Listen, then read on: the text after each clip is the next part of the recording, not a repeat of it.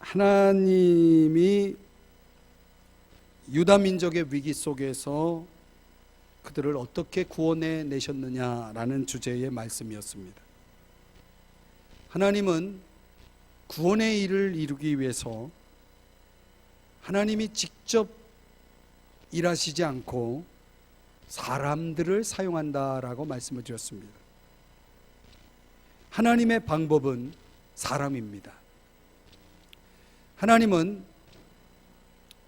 어떤 사람을 통해서 당신의 일을 이루실까요? 앞서서 우리는 에스더서 4장에 모르드게라고 하는 사람을 통해서 하나님이 일하시는 방법을 살펴보았습니다. 오늘 순서는 에스더입니다. 에스더. 하나님이 에스더라는 한 여인을 하나님이 사용하신 내용에 대해서 살펴보면서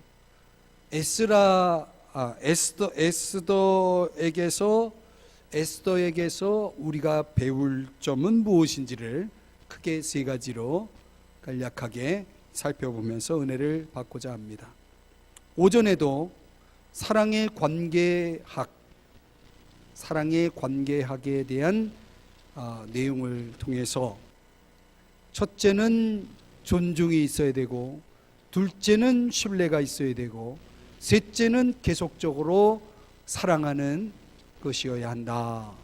이게 사랑의 관계학이다. 이렇게 설명을 드렸습니다.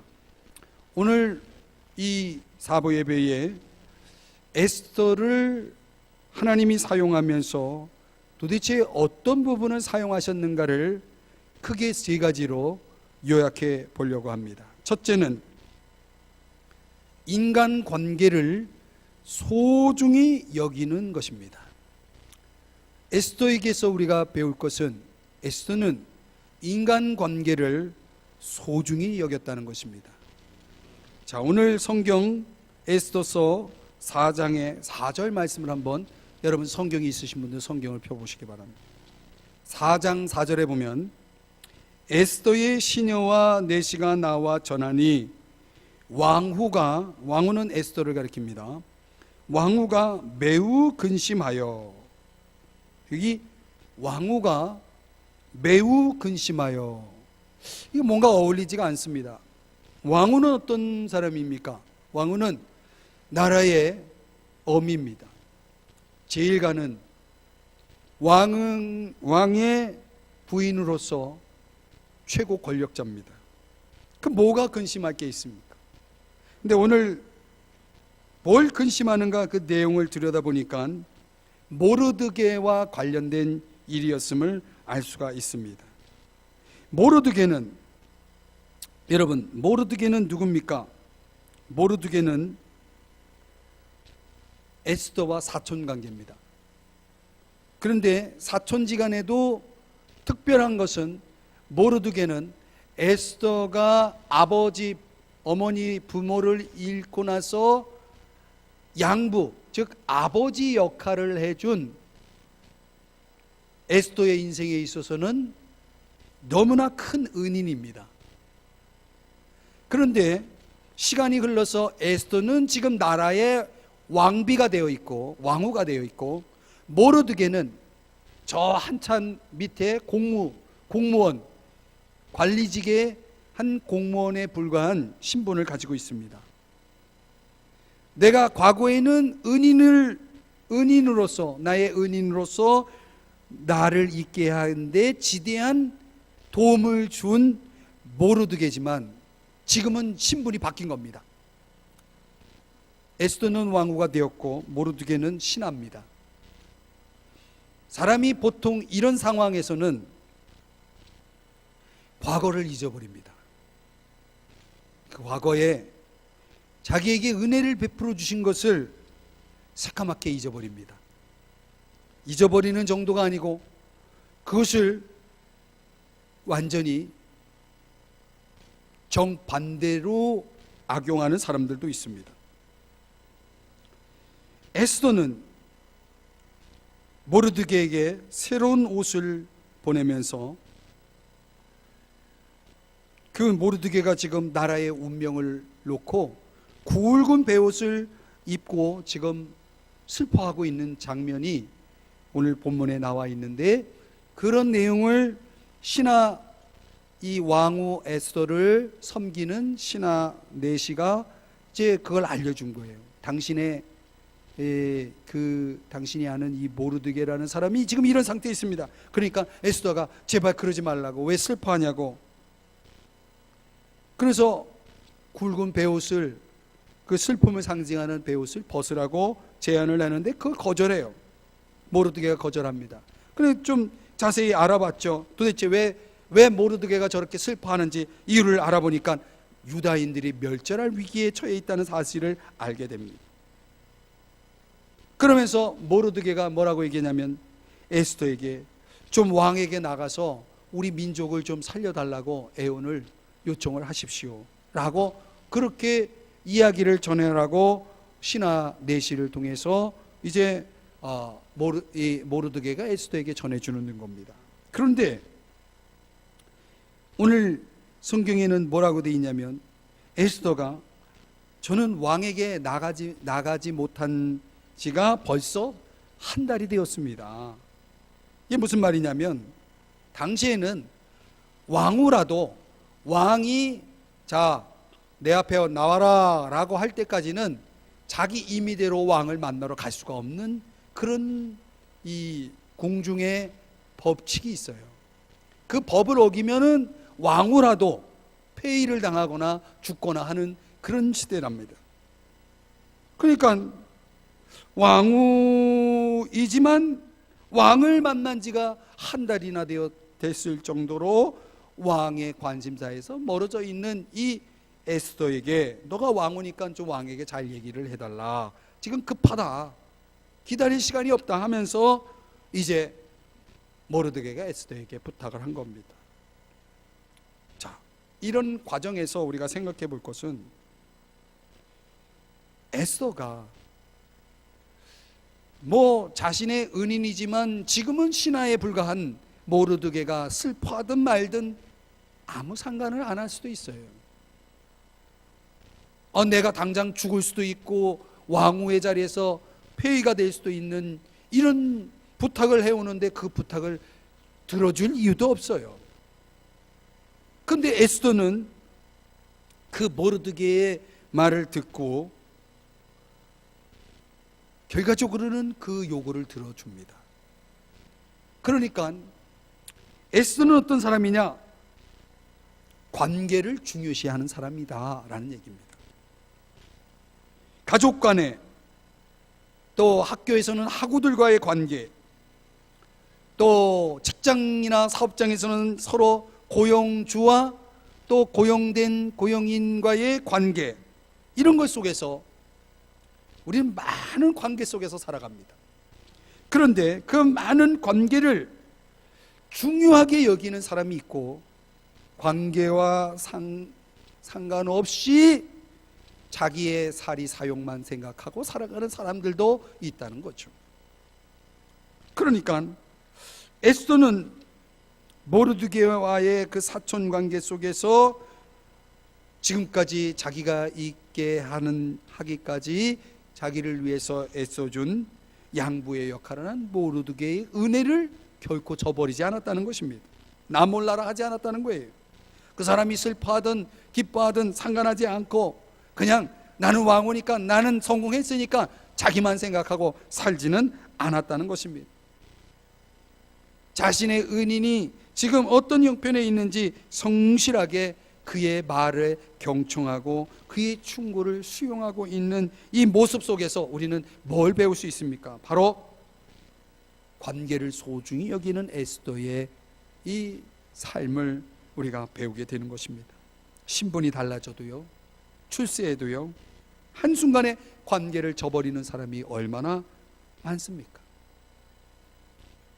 자기 혼자 살기 위해 나 몰라라 하면서 평생 왕비로 편안히 살 수 있을지는 모르지만 에스더는 결코 그렇게 하지 않았다는 것입니다. 유대 철학자 마틴 부버라고 하는 분이 구약 성경에서 가장 중요한 핵심 사상이 뭐냐? 그것은 관계다. 나와 너와의 관계다. 이 나와 너와의 관계의 궁극점은 나와 하나님과의 관계다. 그러니까 결과적으로 나와 너와의 관계는, 인격과 인격과의 관계는 하나님과 나와의 관계를 보여주는 증거라는 것이에요. 그러니까 참 인간성의 회복 위해서는 사람을 물건으로, 물질로, 도구로 바라보는 것이 아니라, 대하는 것이 아니라 인격으로, 상호적인 인격적 관계 속에서 사람들을 대할 줄 아는 것, 바로 이것이 에스더가 오늘 저와 여러분에게 보여주는 관계성, 즉 사람과의 관계를 소중히 여기는 삶의 모습인 것입니다. 여러분은 어떻습니까? 우리 청년들은 관계를 중요시합니까? 그 관계가 과연 성경적으로 정말 그런 신의를 지키는 그런 올바른 관계인가요? 오늘 이 관계에 실패하면 결국 인생은 실패한 것이라고 보면 됩니다. 그래서 우리가 이런 모든 관계를 소중히 여기고 그 관계를 위해서 여러분들이 열심히 또 성실하게 임하는 것이 필요하다는 것입니다. 좀 더 나아가 볼까요? 에스더에게서 우리가 배울 또 두 번째 중요한 특징은 에스더는 하나님을 신뢰하며 사는 사람이었다. 하나님을 신뢰하며 사는 사람이었다. 여러분들은 하나님을 신뢰하시나요? 16절에 한번 가보시면은 4장 16절 보십니다. 당신은 가서, 이제 에스더가 말하는 내용이에요. 당신은 가서 수단에 있는 유다인을 다 모으고 나를 위하여 금식하되, 나를 위하여 금식하되 밤낮 3일을 먹지도 말고 마시지도 마소서. 나도 나의 시녀와 더불어 이렇게 금식한 후에, 자 여기 보니까 에스더가 사람들을 모아가지고 나를 위해서 금식 기도해 주세요, 그리고 나도 금식을 하겠습니다, 이렇게 말합니다. 여러분, 여기서 중요한 것은 모르드게가, 그녀가 에스더가 궁에 있더라도 에스더는 왕후니까 죽지는 않을 거예요. 그러나 모르드게가 뭐라고 얘기하냐면, 만일 내가 잠잠하여 말이 없으면 하나님은 너를 통해서가 아니고 다른 사람을 통해서라도 우리를 구원해낼 거야 라고 말합니다. 이 모르드게는 이스라엘, 이 유다 사람들이, 유다 민족이 아브라함과 맺은 언약에 의해서 구원을 얻을 것에 대한 확신이 있어요. 근데 하나님이 어떻게 구원하시는가? 사람을 통해서 구원하는데, 지금 에스더라는 사람이 그 하나님이 쓰시고자 하는 방법인데도 만약 에스더가 그 도구로, 방법으로 하나님 앞에 쓰임받기를 거절한다면 하나님은 다른 사람을 통해서라도 그 일을 이룰 거예요. 여러분, 우리가 종종 봉사하면서 하나님 앞에 그런 교만을 부릴 수가 있어요. 내가 없으면 안 돼, 하나님의 일은 내가 없으면 안 돼, 이런 자세, 이런 마음 자세는 올바르지 않습니다. 하나님은요, 얼마든지 나 아닌 다른 사람을 통해서도 하나님은 일할 수 있는 거예요. 내가 아니면 안 된다라고 하는 이 태도는 교만입니다. 하나님은요, 누구라도 하나님의 일을 통해서, 하나님의 방법을 통해서 하나님의 일을 이룰 수 있는 거예요. 다만 하나님이 나를 하나님의 방법으로 사용해 주심은, 그것은 내가 잘나서가 아니고 하나님의 은혜인 줄 믿으시기 바랍니다. 하나님의 은혜라는 거예요. 그래서 옛날에 제가 하나님 앞에 신학하고 막 사역을 하다가 너무 힘든 거예요. 그래서 제가 하나님을 이렇게 협박했어요. 하나님, 저를 사역자로 불러놓고 제가 사역을 안 하면 하나님 손해예요.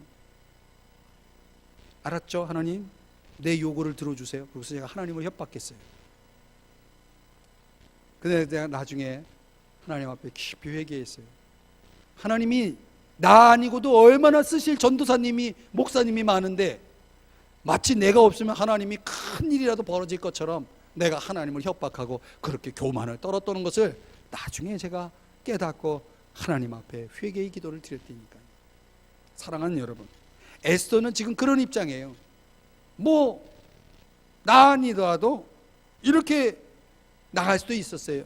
그런데 에스더는 이런 차원에서 나를 통해서 하나님이 일하실 거야, 하나님이 도와주셔야 돼, 그러니 나는 기도해야 해 해서 금식하며 기도하기로 마음을 먹고, 이제 내가 금식할 터이니 나를 위해서 금식 기도해 달라고 그렇게 요청하는 겁니다. 바로 이 금식은 에스더가 하나님을 얼마나 신뢰했는지를 보여주는 증거입니다.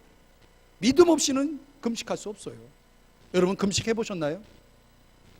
정말 하나님 앞에 믿음 가지고 기도할 때에 어떤 기도는 너무나 급박하고 너무나 간절하고 너무나 중요하기 때문에, 그래서 이거는 정말 하나님 앞에 매달리지 않을 수가 없는 그 어떤 문제를 놓고는 하나님 앞에 금식하며 기도할 때가 있는 거죠. 물론 금식의 목적이 어떤 목적을 이루기 위한 그런 목적에 의해서 이루어지는 금식이 아니라, 다른 사람들의 결박을 풀어주고 정말 다른 사람들을 살려내는 이런 문제를 가지고 하는 금식이야말로 진짜 하나님이 기뻐하시는 금식이라고 이사야 58장에서 말씀해요. 그러나 우리는 성경의 다른 곳에서는 정말 내 상황이 너무나 절박하고 너무나 간절해서 하나님 앞에 매달리는 기도를 하기 위해서 금식으로 나아가는 신앙의 사람들을 성경을 통해서 종종 보게 돼요. 그러니까 창조주 하나님을 향한 그 믿음이 전제되어서 에스더는 지금 금식을 하고 있는 것을 보게 됩니다. 여러분, 때로는요, 우리가 이렇게 하나님 앞에 매달릴 필요가 있을 때가 있어요. 힘으로도 안 되고 내 능으로도 안 되면 하나님이 도와주셔야 되잖아요. 하나님 앞에 더 도와달라는 그런 간절한 마음을 가지고 여러분, 우리가 하나님 앞에 기도하지 않을 수가 없는 거예요. 오늘 에스더는 그런 전능하신 하나님을 의지하는 이런 마음의 태도를 가지고 문제를 풀고자 하는 이런 신앙이 있었다는 것, 믿음이 있었다는 거죠. 하나님을 향한 믿음이 있었다는 것입니다. 사랑하는 여러분, 여러분들은 얼만큼 하나님을 의지하십니까? 잠언 21장 1절에 보면 여호와께서 왕의 마음을 다스리시며 그 생각의 방향을 도랑물처럼 마음대로 바꾸신다라고 말씀하고 있어요. 그러니까 하나님은 사람의 마음을 바꾸시는 분이에요. 특별히 왕의 마음을 바꾸시는 분이다라고 하는 성경 구절이 있듯이, 에스더는 하나님 앞에 내가 이렇게 간절히 금식하며 기도하면 왕의 마음이 바뀌어질 거야 라는 믿음을 가지고 하나님 앞에 그렇게 기도했다는 사실입니다. 느헤미야 1장에 가보면요, 느헤미야도 이렇게 하나님 앞에 기도해요. 하나님, 주께서 이 종을 도우셔서 황제의 은혜를 입게 하소서. 느헤미야가요, 아닥사스다 왕의 술관원으로서 비서실장으로서 일을 하면서 자기 조국의 예루살렘의 그 무너진 성벽을 재건하는 일을 위해서 왕의 허락을 받아야 되는데 인간적으로는 방법이 없어요. 그래서 하나님 앞에 기도한 내용이에요. 주여 도와주셔서 저 황제의 마음을 바꾸어서 제가 황제에게 은혜를 입고 이 성벽 재건을 위해서 제가 잠시 고국에 다녀올 수 있는 길을 열어주세요 라고 기도했더니, 오늘 성경에 느헤미야의 내용을 가보면요, 4개월 만에, 얼마 만에요? 4개월 만에 하나님이 응답을 주시는 걸 봐요. 여러분, 어떤 문제는 즉각적으로 이루어지기도 하지만 어떤 문제는 이렇게 하나님이 어느 정도 시간을 두고 응답해 주시는 일들이 있어요. 저는 지금도 그런 기도가 있습니다. 아직까지 응답이 되지 않은 기도. 그러나 하나님은 반드시 좋은 길을 열어주실 거라고 하는 믿음이 있기 때문에 하나님 앞에 그렇게 기도를 하는 거예요. 저 나치하에 유대인들이 피신을 해가지고 몸을 숨길 때에 독일의 한 어느 건물 지하실에 기록된 내용이 있는데 이런 내용이 있다고 합니다. 햇빛이 비치지 않더라도 태양이 있음을 믿습니다. 느끼지 못하더라도 사랑의 존재를 믿습니다. 그분이 침묵하시더라도 하나님을 믿습니다.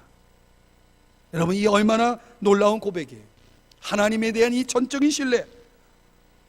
여러분, 햇빛이 비치지 않는다고 태양이 없는 겁니까?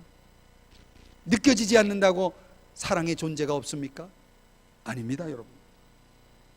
그분이 침묵하시는 중에라도 우리는 그 하나님을 믿을 수 있어야 됩니다. 이런 신뢰를 가지고 살아갈 때에 우리는 에스더처럼 한 민족을 살리는 이런 기적들을 경험하게 되어지는 것입니다. 하나님을 품고 살아가는 사람들, 하나님이 내 인생의 가장 중요한 스폰서고 내 인생의 가장 중요한 후원자, 인도자이시고 그리고 나의 모든 것을 책임져 주시는 분이라고 하는 이 분명한 믿음 속에서 내 인생을 그분께 전폭적으로 맡길 수 있는 이런 신앙의 자리로 우리 모두가 나아갔으면 좋겠습니다. 세 번째로 오늘 본문에 보니까 이 에스더는 자기를 부인했다는 것입니다. 자기를 부인하는 삶. 16절에 보면은 규례를 어기고 왕에게 나아가리니 죽으면 죽으리이다. 이 엄청난 고백을 합니다. 죽으면 죽으리이다 하니라. 그러니까 왕의 허락도 없이 감히 왕후가 왕의 면전에 나간다는 것은 그것은 곧 죽음 아니면 폐위, 왕후의 자리에서 밀려나는 거예요. 그러거나 말거나 죽으면 죽으리이다. 이 말은 무슨 얘기입니까? 내가 비록 죽을지언정, 이런 뜻이죠. 죽을지언정 내가 왕 앞에 나아가는 것을 주저하지 않겠습니다. 여러분, 이거야말로 절망적인 외침이 아니라 하나님을 위하여 모든 것을 바치는 그런 결단의 고백입니다. 여러분, 신앙생활을 이렇게 해야 됩니다. 죽으면 죽으리다 라는 신앙생활, 이런 각오, 이런 결단 속에서 우리가 믿음 생활을 해야 됩니다. 사도 바울은 이렇게 고백했습니다. 내가 그리스도와 함께 십자가에 못 박혔나니 그런즉 이제는 내가 사는 것이 아니요 오직 내 안에 그리스도께서 사시는 것이라. 이제 내가 육체 가운데 사는 것은 나를 사랑하사 나를 위하여 자기 자신을 버리신 하나님의 아들을 믿는 믿음 안에서 사는 것이라. 여러분, 이게 진짜 그리스도인의 모습인 거죠. 이 성탄절에 예수 그리스도께서 이 땅에 오셔서 우리의 모든 죄를 위해 십자가에 죽으셨고 3일 만에 부활하셨고 지금도 살아계신 그분이 오늘 임마누엘, 하나님이 우리와 함께 하신다. 어떻게?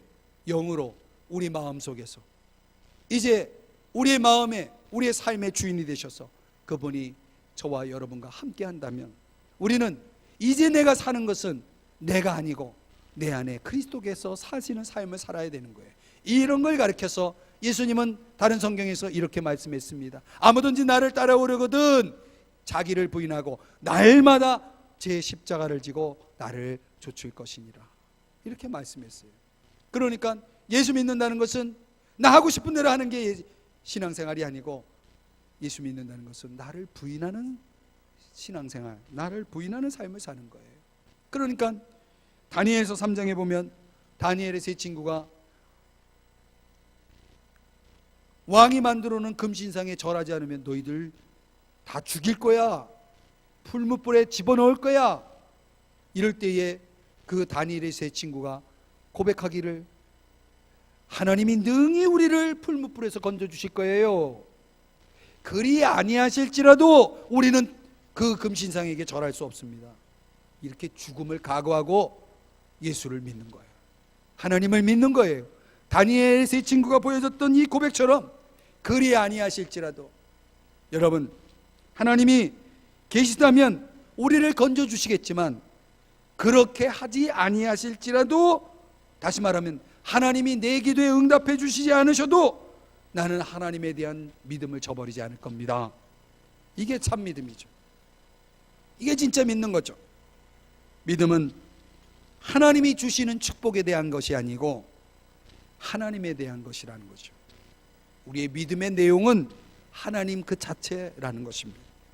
사랑하는 여러분, 오늘 저와 여러분은 얼마나 우리 자신을 부인하면서 살고 있나요? 죽으면 죽으리다, 이 에스더의 고백처럼 과연 우리는 그런 결단 속에서 신앙생활을 하고 있나요? 오늘날 이런 자기 부인의 신앙이 점점 교회 속에서 사라지고 있다는 사실이죠.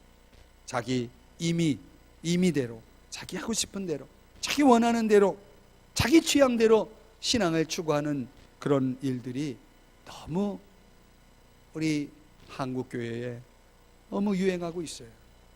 그래서 희생이 없고 헌신이 없고, 여러분, 신앙생활은, 진정한 신앙생활은 그렇게 하는 것이 아닙니다. 내 삶에는 어떤 부분에서 과연 자기 부인의 결단이 필요한지를 이 시간 돌아보셨으면 좋겠습니다. 말씀의 결론을 맺겠습니다. 한 연극이 파리에서 상영되었는데요, 제목은 고도를 기다리며 라는 제목입니다. 고도라는 그 주인공이 있는데, 어떤 무대 장치도 없이 두 배우가 나와서 있는데, 이 두 배우는 만난 적도 없고 만날 일도 없는, 형체도 정의도 의미도 없는 고도라는 존재를 기다립니다. 두 배우가 고도라는 의미도, 만난 적도 만날 일도 없는, 형체도 정의도 의미도 없는 고도를 기다리는데, 어떻게 기다리냐면 아무것도 하지 않고 시간을 때우면서 주절되면서 기다리고 있는 거예요. 좀 특이한 연극이죠.